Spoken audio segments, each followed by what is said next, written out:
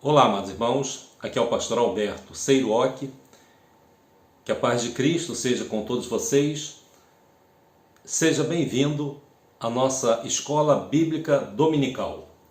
E hoje nós temos um assunto que já está praticamente quase encerrando o nosso trimestre, essa é a penúltima lição, e nós vamos abordar um tema que está relacionado aos eventos futuros, sobre o final dos tempos, a respeito dos acontecimentos relacionados à volta de Cristo.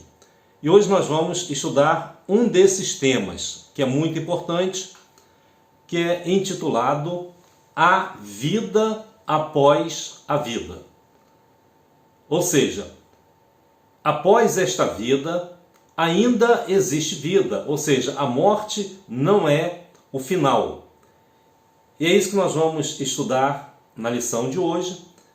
Esse tema é um tema muito interessante, é empolgante, porque ele está relacionado a eventos futuros. Está relacionado também à nossa crença, à nossa fé, e a lição ela traz como o texto bíblico, a ser analisado, a primeira carta do apóstolo Paulo, escrita aos Tessalonicenses, o capítulo 4. Desta vez eu não coloquei o texto na tela, eu vou deixar para que você leia. E vou trazer outros textos para a nossa análise em cima do tema A Vida Após a Vida. Esse tema ele está relacionado com uma doutrina chamada de escatologia. Escatologia. A escatologia é a doutrina das últimas coisas, ou seja, dos acontecimentos finais, lá no futuro, e eles estão relacionados à volta de Cristo. A palavra escatologia, ela vem do grego eschatos mais logia, ou seja, eschatos quer dizer último e logia é o estudo ou tratado. Então, escatologia é o estudo ou tratado dos últimos acontecimentos. É uma das doutrinas mais empolgantes da teologia, porque fala exatamente como será o final dos tempos. E isso é maravilhoso você entender que o curso da história está nas mãos de Deus. Embora muitos acontecimentos que nós não concordemos, o coronavírus, por exemplo, que traz esse isolamento, todas essas coisas, quando você analisa à luz da Bíblia, existe uma previsão acerca desse futuro. Então a escatologia é o estudo desses últimos acontecimentos. A pergunta que se faz é: será que nós já estamos no final dos tempos? Será que o fim do mundo já está chegando? Então fique calmo, fique tranquilo. O nosso estudo ele tem como objetivo não abordar todos os temas escatológicos.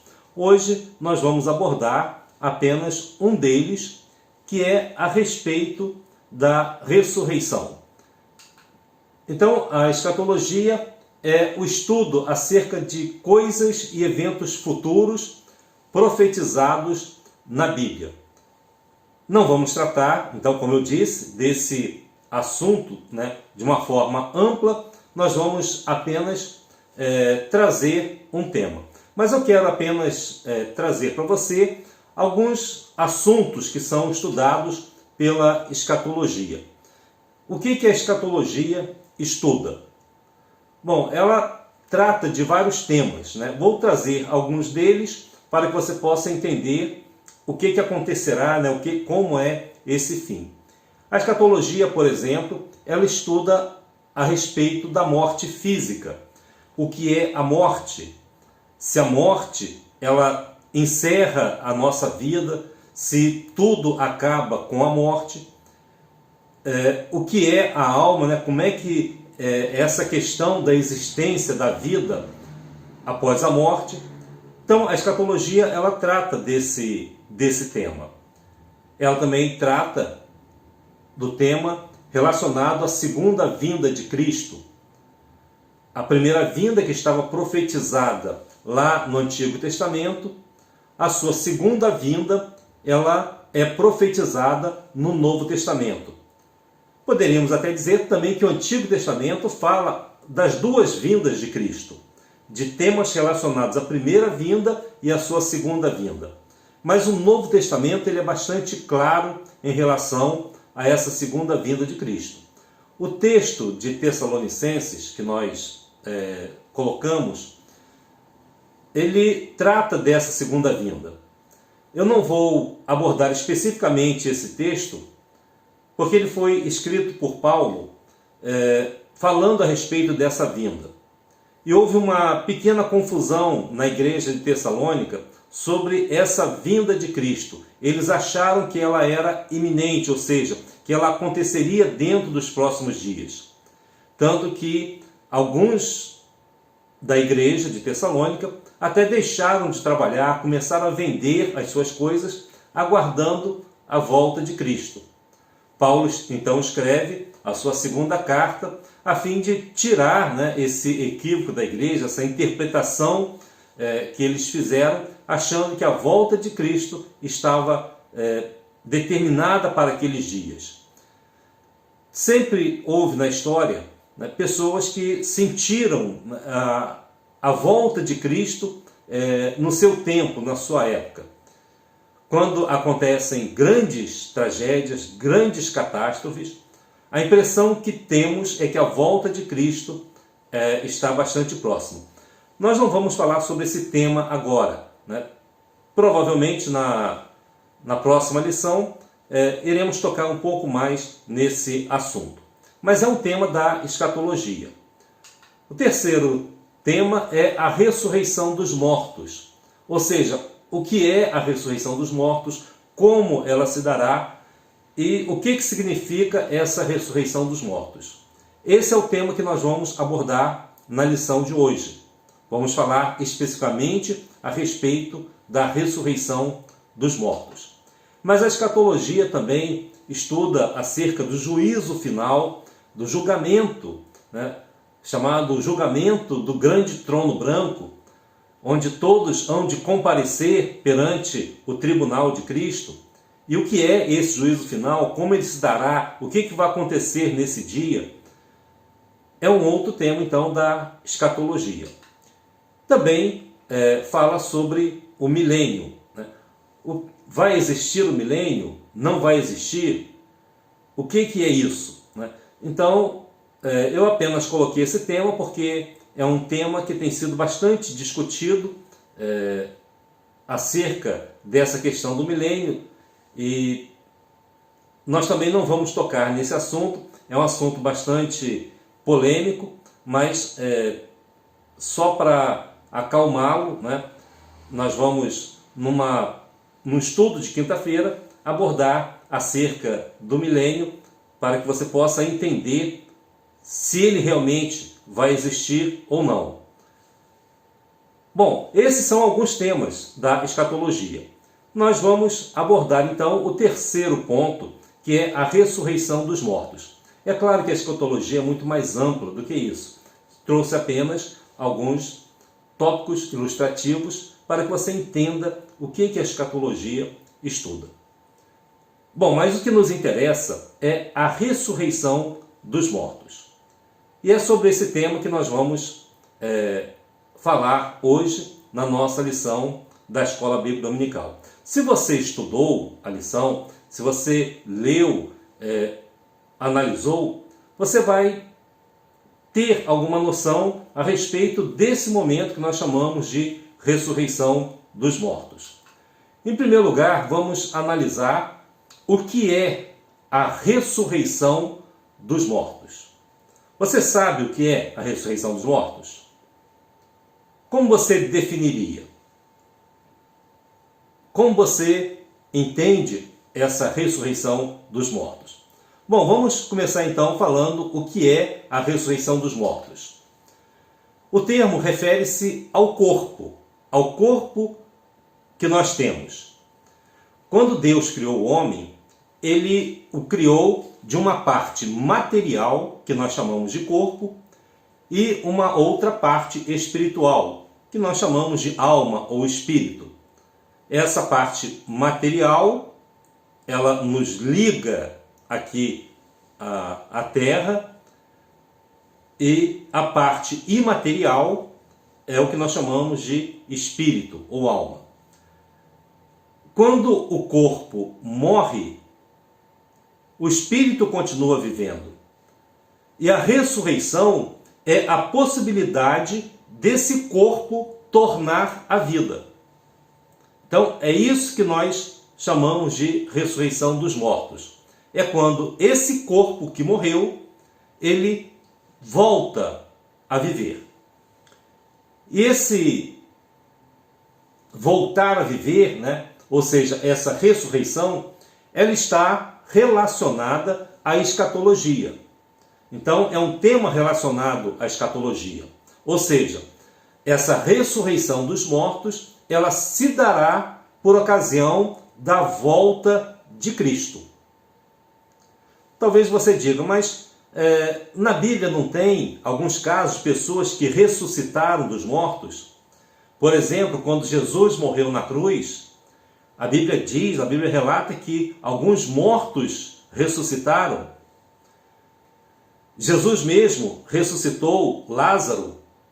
Lá no Antigo Testamento, nós vemos alguns casos em que pessoas também foram ressuscitadas. Então nós vamos entender esse vocábulo, ressurreição. Teologicamente, nós usamos dois vocábulos. E entender esses vocábulos é importante para situarmos o tema que nós estamos abordando. A ressurreição, quando falamos em ressurreição, estamos falando da volta do homem integral para viver eternamente. Então, a ressurreição é esse retorno do homem integralmente, para viver para sempre. Ou seja, na ressurreição, o homem volta a viver, mas ele não morre mais. Diferente dos casos relatados na Bíblia, que nós chamamos de ressuscitação. A ressuscitação é a volta à vida para o indivíduo continuar a viver fisicamente. O que acontece? O indivíduo volta a viver fisicamente, mas depois ele volta a morrer. Ou seja, a sua vida é retornada, mas ele volta a morrer. Talvez você pense que ressuscitação só ocorre na Bíblia, só ocorre como um milagre. Mas você já deve ter ouvido, eu já vi até mesmo casos de ressuscitação.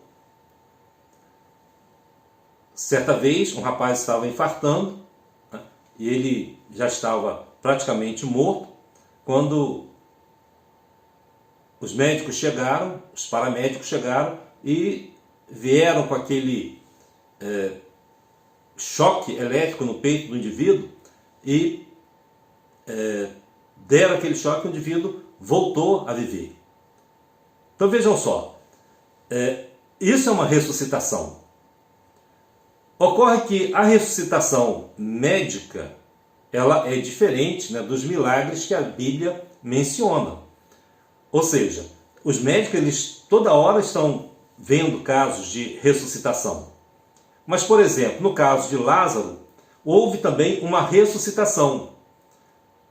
Por que ele é um milagre diferente daquilo que é realizado, por exemplo, nos hospitais com os médicos? É porque no caso de Lázaro, ele já estava entrando em estado de decomposição. Mas aquele corpo, ele é retornado à vida sem nenhum vestígio de decomposição.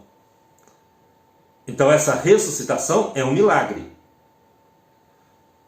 Também aquilo que ocorre na medicina, eu creio também que é um milagre, né? Deus deu ao homem esse conhecimento para que ele possa prolongar, em muitos casos, a vida do ser humano e nós possamos, assim, quando precisamos, passar por esse processo e continuar vivendo fisicamente.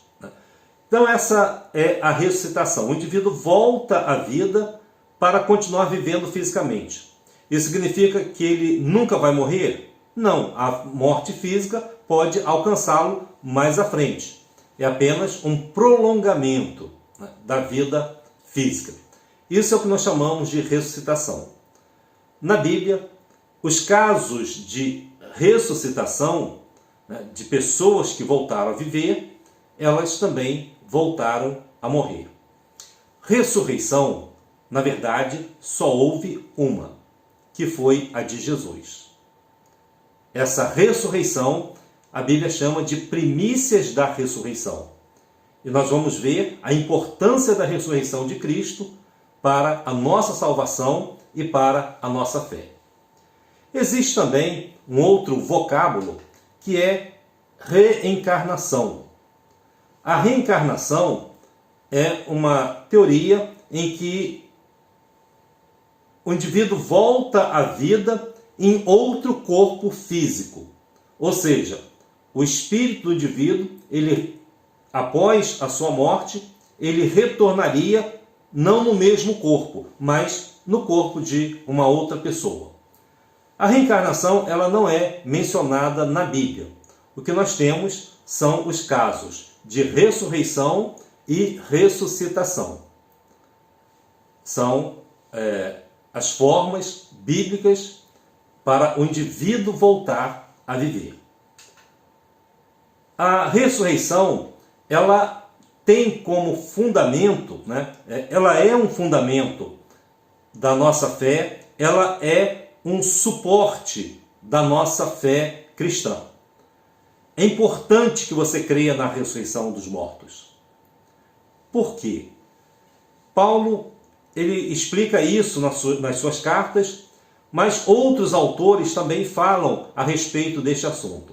Um deles é o autor da carta aos Hebreus. No capítulo 6, versículos 1 e 2, o autor de Hebreus diz assim: por isso, deixando os rudimentos da doutrina de Cristo, prossigamos até a perfeição, não lançando de novo o fundamento do arrependimento de obras mortas e de fé em Deus, e da doutrina dos batismos, e da imposição das mãos, e da ressurreição dos mortos, e do juízo eterno. O que o autor da carta aos Hebreus, né, ele está dizendo? Que nós vamos prosseguir rumo à perfeição, deixando os rudimentos, ou seja, as bases da doutrina de Cristo. Mas esta base é o que vai nos sustentar até o final. Ou seja, quais são os rudimentos, quais são as bases, né, da doutrina de Cristo? O arrependimento, né, de obras mortas, de fé em Deus, a doutrina dos batismos, da imposição das mãos, da ressurreição dos mortos e também do juízo eterno. Observe que a ressurreição dos mortos é uma doutrina fundamental. E nós não podemos lançar outro fundamento sobre essa doutrina. Nós temos ela como fundamento e vamos prosseguir nessa doutrina até o final. Ou seja, prosseguindo para a perfeição. Mas em cima desse fundamento da doutrina da ressurreição dos mortos. Crer na ressurreição é muito importante. Entender que essa doutrina ela é fundamental para a vida cristã é justamente o fator que vai influenciar na nossa salvação. Por quê? Porque crer na ressurreição é requisito essencial para a salvação. Isso mesmo. nós pregamos a salvação através da fé, né, da confiança, da entrega à pessoa, da nossa vida à pessoa de Cristo. Mas não é apenas o entregar a vida. É você crer nesse Jesus que morreu e ressuscitou dentre os mortos. Por isso, Paulo, lá em Romanos capítulo 10, versículo 9, ele vai dizer assim: a saber, se com a tua boca confessares ao Senhor Jesus e em teu coração creres que Deus o ressuscitou dentre os mortos, serás salvo. Nós, às vezes, pregamos, né, Romanos 10, 9, e falamos, né, se com a tua boca confessares que Jesus Cristo é o Senhor, né, serás salvo. Já vi até algumas placas dizendo, né, confessa com a tua boca que Jesus Cristo é o Senhor. Ora, isso é muito importante, isso faz parte da confissão da fé para a salvação. Mas ele coloca, né, um termo aditivo e diz assim: quando você confessa que Jesus Cristo é o Senhor da sua vida e em teu coração você crê que Deus o ressuscitou dentre os mortos, então você precisa crer nisso. Crer em Deus apenas? Não. Crer que Deus ressuscitou Jesus Cristo dentre os mortos. Então você será salvo. A ressurreição é requisito para a salvação. Ou seja, crer na ressurreição é requisito para a salvação. Talvez você diga, mas pastor, eu não sabia que era tão importante crer na ressurreição. Eu creio em Cristo, mas eu não creio na ressurreição dos mortos. Ora, esse é um equívoco muito grande, porque o que nós pregamos é o Evangelho. E a ressurreição, ela é essa mensagem central do Evangelho. Ou seja, a ressurreição dos mortos é a mensagem do Evangelho de Cristo. Não podemos pregar o Evangelho sem pregar a ressurreição. Então vem a pergunta: o que é o Evangelho de Cristo? Como você definiria o Evangelho? Eu sei que Evangelho é uma expressão que significa boas novas. Tudo bem, né? Está correto a definição etimológica de Evangelho. Mas qual é o conteúdo desse Evangelho? O que é realmente o Evangelho que nós pregamos? Então, na primeira carta do apóstolo Paulo aos Coríntios, no capítulo 15, versículos de 1 a 4, é um texto um pouco grande, eu vou lê-lo para você, para que você possa entender o que é o Evangelho. Paulo diz assim: também vos notifico, irmãos, o Evangelho que já vos tenho anunciado. Eu sublinhei algumas palavras para que você possa seguir esse raciocínio. Então, Paulo está dizendo à igreja de Corinto que o Evangelho, né, que ele anunciou à igreja de Corinto, o Evangelho, o qual também recebestes. Ou seja, o qual aí é relativo ao Evangelho. E no qual também permaneceis. Ou seja, no qual também é relativo ao Evangelho. Então, o Evangelho é o que foi anunciado, o Evangelho é o que foi recebido e o Evangelho é onde eles permanecem. Pelo qual, ou seja, também relativo ao Evangelho, ou seja, através do qual também sois salvos. Ou seja, nós somos salvos pelo Evangelho. Se o retiverdes, tal como vô-lo tenho anunciado. É importante você entender isso. Se o retiverdes, tal como vô-lo tenho anunciado. Por que isso? Porque já na época do apóstolo Paulo, algumas pessoas já deturpavam o Evangelho. Quando Paulo escreve a sua carta aos Gálatas, ele chega a dizer o seguinte: se algum anjo do céu vier até você e pregar outro evangelho, seja anátema, ou seja, seja maldito. Porque não é outro. Não existe outro evangelho, só existe um evangelho. Ah, mas eu conheço o evangelho disto, o evangelho daquilo. Paulo disse, se alguém vos apresentar outro evangelho, seja considerado anátema, separado para a maldição. Então, o evangelho que nós precisamos reter é aquele que Paulo anunciou, é aquele que Cristo anunciou, é aquele que os apóstolos anunciaram. Se o retiverdes, tal como vô-lo tenho anunciado. Querer deturpar o evangelho, né, tem sido uma obra satânica através dos tempos. Muitas pessoas têm mudado o evangelho de Cristo e têm pregado outras coisas que não são a palavra de Deus entregue pelos apóstolos. E ele diz, se não é que crestes em vão. Então ele diz, porque primeiro vos entreguei o que também recebi. O que ele recebeu? O que ele está entregando? Qual é o evangelho? Então ele diz o conteúdo desse evangelho. Ele diz que Cristo morreu por nossos pecados, segundo as Escrituras. Esse é o primeiro ponto do evangelho. Cristo morreu por nossos pecados, segundo o Antigo Testamento, segundo as promessas de Deus feitas no passado. E que foi sepultado. E que ressuscitou ao terceiro dia, segundo as Escrituras. Observe o conteúdo do Evangelho. Quando nós pregamos o Evangelho, nós estamos pregando que Cristo morreu pelos nossos pecados, de acordo com as profecias que estavam lá no Antigo Testamento. Que ele foi sepultado e que ele ressuscitou ao terceiro dia, de acordo com as promessas e as profecias do Antigo Testamento. Este é o Evangelho.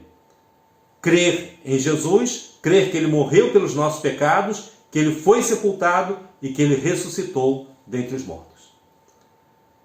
Se você não crê nisso, você está crendo em outra coisa que não é o Evangelho. E se alguém pregou para você alguma coisa que seja diferente disso, prometendo a você algum tipo de salvação, me desculpe, mas eu vou dizer a você, você não está retendo o Evangelho que foi anunciado pelos apóstolos.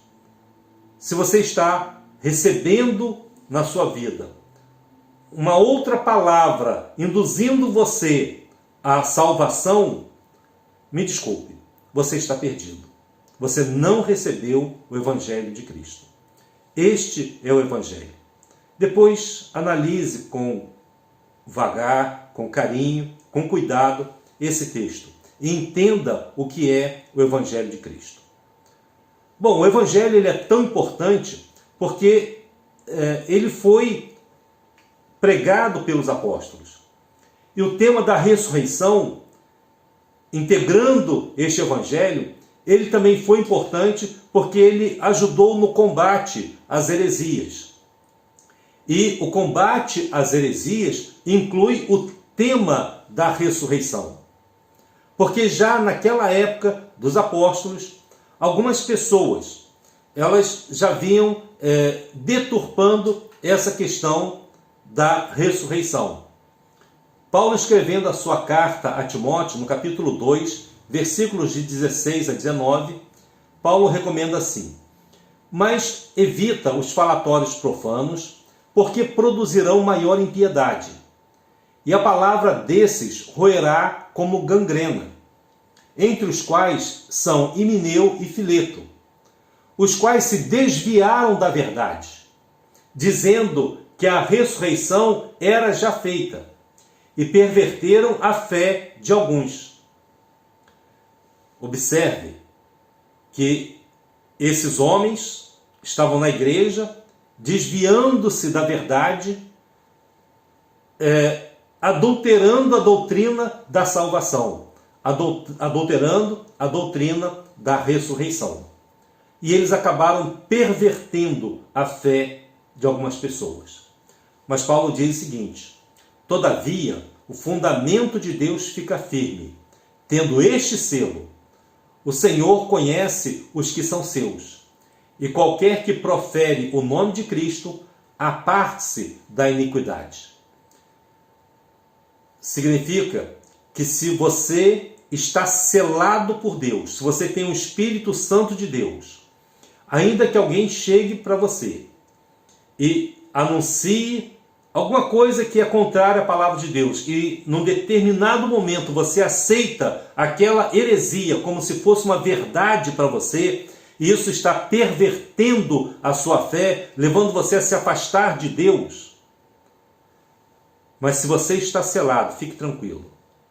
Você vai reconhecer o seu erro, você vai reconhecer que aquilo não está certo. O Espírito Santo de Deus, ele é exatamente a pessoa que vai nos convencer do pecado, da justiça e do juízo. Ele vai atuar na nossa vida, vai iluminar a nossa mente e você vai reconhecer que você está errado. Se você persistir no erro, é porque você não tem o selo. Na verdade, você nunca foi salvo. Então, quem tem o selo, fique tranquilo. Ainda que você seja induzido ao erro, você vai voltar para o caminho da verdade. Você vai retornar para os caminhos do Senhor, para a doutrina correta. Porque Deus conhece aqueles que são seus. E qualquer que profere o nome de Cristo vai se apartar da iniquidade, convencido não pelo pastor, nem por alguma pessoa, mas pelo próprio Espírito Santo de Deus, que vai nos convencer do nosso erro e nos trazer novamente para o caminho correto. Então a ressurreição, ela é um tema, que foi incluído para combater as heresias já naquele período neotestamentário. Talvez você pergunte, mas pastor, como é que o senhor sabe? Vai haver realmente uma ressurreição? Como é que o senhor sabe disso? Como é que o senhor pode afirmar? Como é que nós podemos ter a certeza de que haverá uma ressurreição? Nós vamos ver, então, o argumento do apóstolo Paulo sobre esse tema. Ele vai falar e vai argumentar sobre a ressurreição. E lá na primeira carta do apóstolo Paulo aos Coríntios, no capítulo 15, todo o capítulo 15 é interessante para que você mais tarde possa analisá-lo também com mais cuidado, com mais atenção. Mas Paulo diz assim: ora, se prega que Cristo ressuscitou dentre os mortos, como dizem alguns dentre vós, que não há ressurreição dos mortos. Ou seja, se nós estamos pregando que há ressurreição dos mortos, como pode haver dentro da igreja um grupo que diz que não haverá ressurreição? E o argumento de Paulo é o seguinte: e se não há ressurreição de mortos, ora, também Cristo não ressuscitou. Se você acredita que não há ressurreição dos mortos, logo Cristo não ressuscitou. E se Cristo não ressuscitou, logo é vã a nossa pregação, e também é vã a vossa fé. Veja como é importante você crer na ressurreição. Porque você anular a crença na ressurreição, anular a doutrina da ressurreição dentre os mortos, simplesmente se você diz não existe ressurreição, você está dizendo Cristo não ressuscitou. Se Cristo não ressuscitou, é vã a nossa pregação. Por quê? Porque a nossa pregação é a ressurreição de Cristo. E se a nossa pregação também é vã, se a nossa pregação é vã, também é vã a nossa fé. Veja as consequências de não se crer na ressurreição. Mas ele vai mais longe ainda. Paulo, argumentando, né, ele diz assim: e assim somos também considerados como falsas testemunhas de Deus, pois testificamos de Deus que ressuscitou a Cristo, ao qual, porém, não ressuscitou. E se na verdade os mortos não ressuscitam. Ou seja, ele está dizendo o seguinte: ele está testemunhando da ressurreição de Cristo, está pregando a ressurreição de Cristo. Então ele vai ser considerado uma falsa testemunha. Por quê? Porque se ele está dizendo que Deus ressuscitou a Cristo, e se não existe essa ressurreição, então, na verdade, os mortos não ressuscitam, logo a pregação dele é uma mentira. Ele está testificando uma mentira e não a verdade. Ele continua dizendo: porque se os mortos não ressuscitam, também Cristo não ressuscitou. E se Cristo não ressuscitou, ele repete, é vã a vossa fé, e ainda permaneceis nos vossos pecados. Ou seja, deixar de crer na ressurreição é anular completamente a nossa fé em Cristo. Creia na ressurreição. Creia que Cristo ressuscitou dentre os mortos. Creia que Ele veio para nos salvar. Confesse que Jesus Cristo é o Senhor da sua vida. E em seu coração, creia que Ele foi ressuscitado dentre os mortos. Que Deus o ressuscitou dentre os mortos. E serás salvo. Mas a ressurreição que estamos falando não é só a ressurreição de Cristo. Nós estamos falando da nossa ressurreição. Ou seja, quando nós vamos ressuscitar. O tema da lição é a vida após, essa vida. Então estamos falando da nossa ressurreição. E a pergunta é: quando será a nossa ressurreição? Ou seja, quando se dará essa ressurreição dos mortos? Como será isso? O que vai acontecer nesse dia? Então vamos responder a essa indagação. Quando será a ressurreição dos mortos? Ou seja, quando todos os mortos ressuscitarão. Quer saber quando isso vai acontecer? A Bíblia diz que será com o toque da última trombeta, anunciando a volta de Cristo. Ao toque da última trombeta, anunciando o retorno de Cristo, haverá a ressurreição dos mortos. Eu vou ler alguns textos bíblicos que vão embasar esse momento, ou seja, quando será a ressurreição.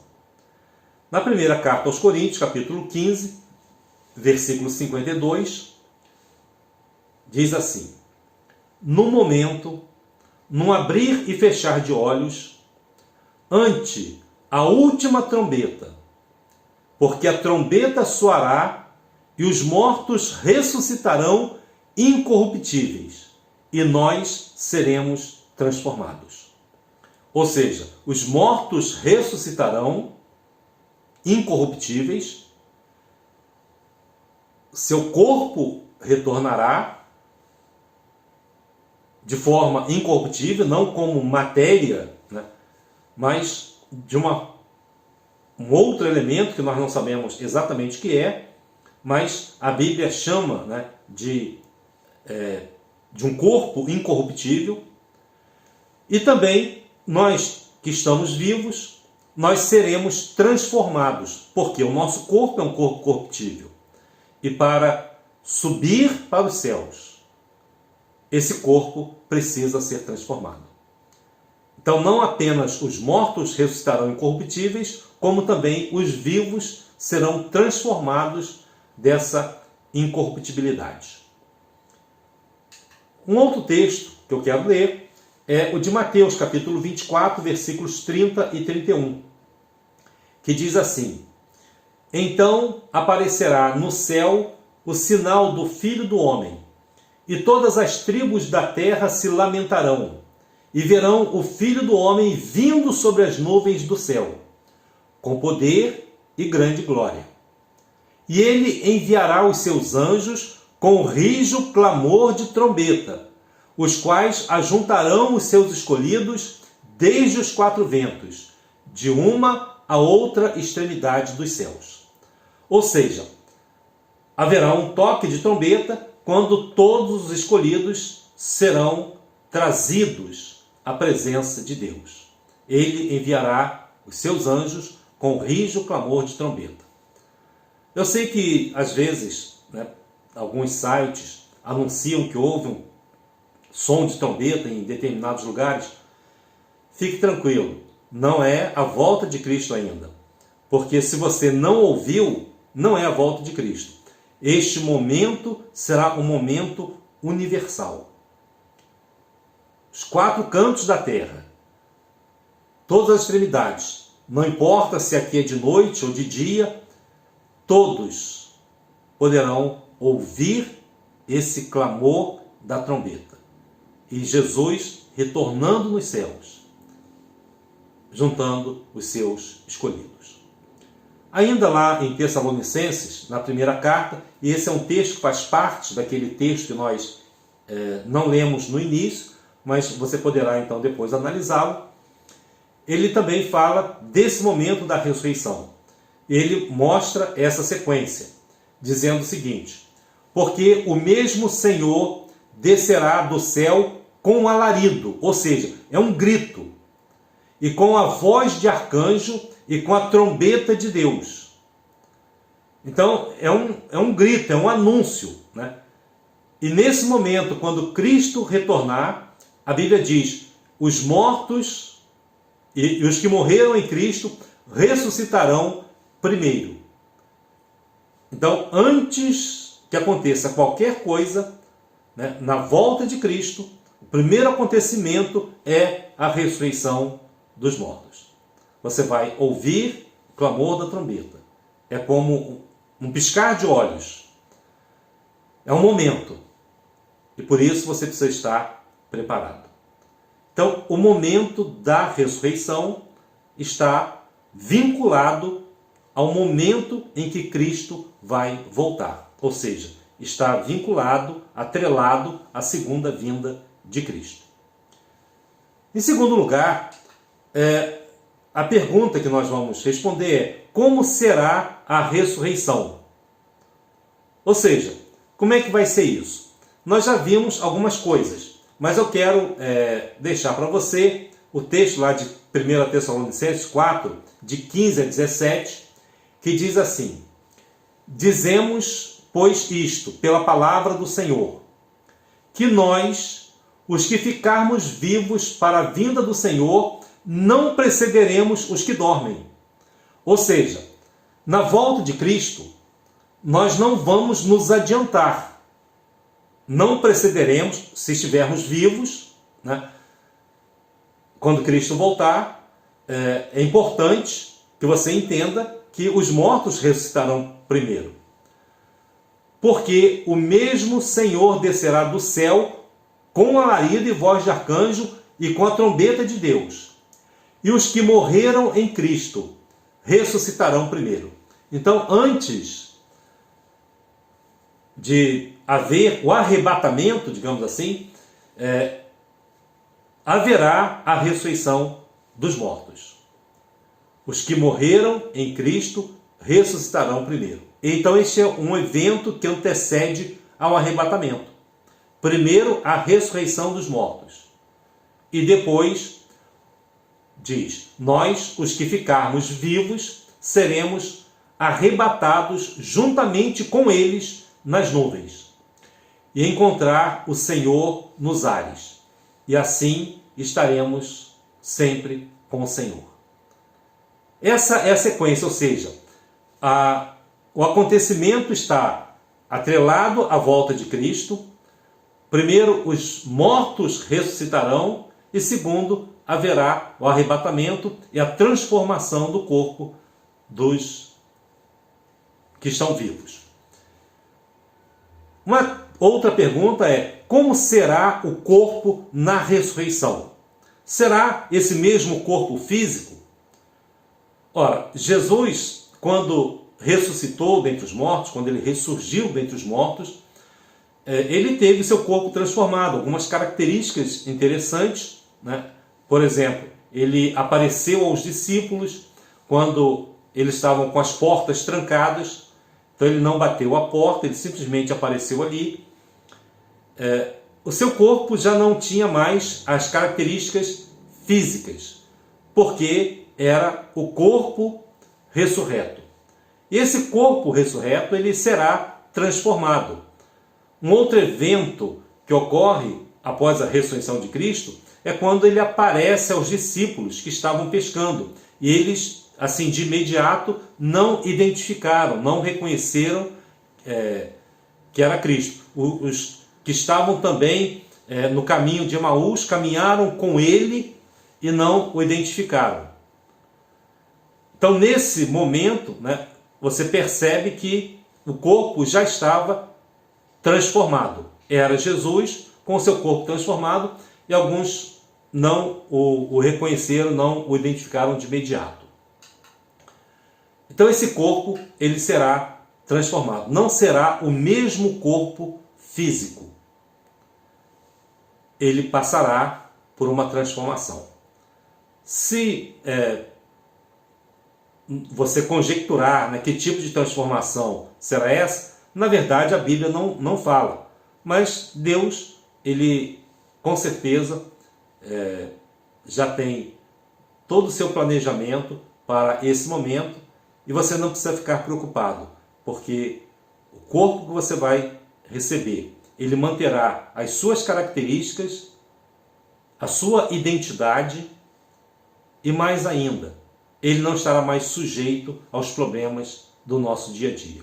Será muito melhor. Na carta aos Coríntios, Paulo ele fala a respeito dessa transformação do corpo e diz assim: e agora digo isto, irmãos, que a carne e o sangue não podem herdar o reino de Deus, nem a corrupção herdar a incorrupção. Eis aqui vos digo um mistério.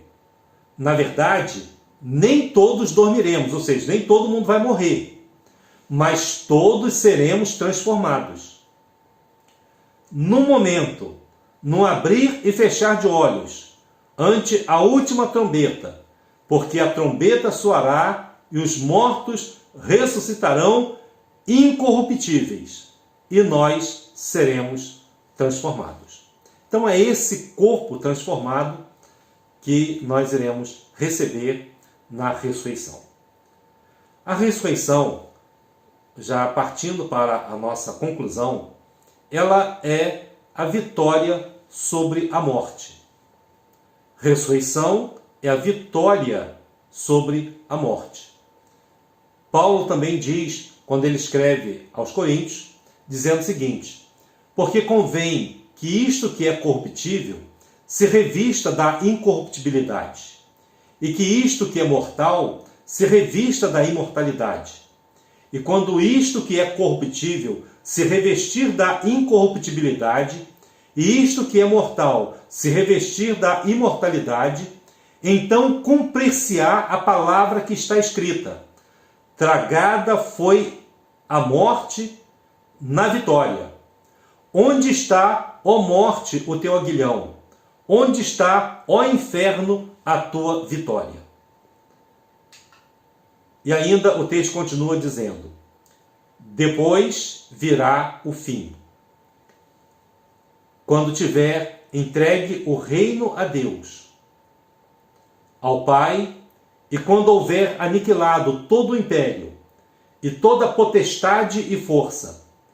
Porém, porque convém que reine até que haja posto a todos os inimigos debaixo dos seus pés. Ora, o último inimigo que há de ser aniquilado é a morte. Quando é que a morte será aniquilada? Quando todos voltarem a viver. a morte não terá mais sentido. A morte vai simplesmente ser aniquilada na ressurreição. E este é o último inimigo que deve ser derrotado. E a vitória sobre a morte, ela já está garantida por Deus. É apenas uma questão de tempo. A ressurreição é a proclamação final da vitória sobre a morte. Paulo, então, ele conclui dizendo o seguinte: onde está, ó morte, o teu aguilhão? Onde está, ó inferno, a tua vitória? Ora, o aguilhão da morte é o pecado, e a força do pecado é a lei. Mas graças a Deus que nos dá a vitória por nosso Senhor Jesus Cristo. Aqueles que creem em Jesus, que o receberam como Salvador, confessaram como Senhor da sua vida e creram na sua ressurreição, esses serão vitoriosos sobre a morte. E graças a Deus que nos dá a vitória através do nosso Senhor Jesus Cristo. Então ele vai dizer para todos nós o que nós devemos fazer, como deve ser a nossa vida diante de algo tão grandioso que é a ressurreição dos mortos. Quando nós ressuscitarmos, se partirmos antes da vinda de Cristo, ou da nossa transformação, se Cristo voltar e ainda estivermos vivos, é que todos nós seremos vencedores. Paulo diz, porque somos mais do que vencedores por aquele que nos amou. Por isso eu quero deixar como conclusão desse estudo, da vitória sobre a morte, da vida após esta vida. É aquilo que Paulo disse aos Coríntios no último versículo do capítulo 15. Quando ele diz: portanto, meus amados irmãos, sede firmes e constantes, sempre abundantes na obra do Senhor, sabendo que o vosso trabalho não é vão no Senhor. Continue trabalhando em prol da causa de Deus. Continue usando a sua força, os seus talentos, o seu serviço, para glorificar e exaltar o nome de Cristo. E se você ainda não está engajado nesta obra, abra o seu coração, receba Jesus como Salvador, confesse-o como Senhor da sua vida, creia que Ele foi sepultado e que Ele ressuscitou dentre os mortos, que Ele está vivo à destra de Deus. Nós não cremos num Cristo morto, nós não cremos num Cristo lá na cruz, nós cremos num Cristo vitorioso que venceu a morte e vai nos auxiliar, vai nos ajudar, vai nos conceder essa vitória sobre a morte. Receba-o como Salvador e Senhor da sua vida. Faça uma oração ao Senhor Jesus neste momento e diga: Senhor Jesus, sei que sou um pecador, mas neste momento eu te confesso como Senhor e Salvador da minha vida. Abro o meu coração e te recebo em minha vida. E creio que tu ressuscitaste dentre os mortos, que tu estás vivo e pode estar vivo dentro do meu coração agora. Faça a oração, entregue a sua vida a Jesus e receba-o. Eu tenho certeza que Ele entrará e fará morada na sua vida. Eu creio que seu nome será escrito no livro da vida e você será salvo. Que Deus te abençoe, que o Senhor te guarde e ilumine o seu coração. Creia na ressurreição dos mortos e viva para sempre. Amém.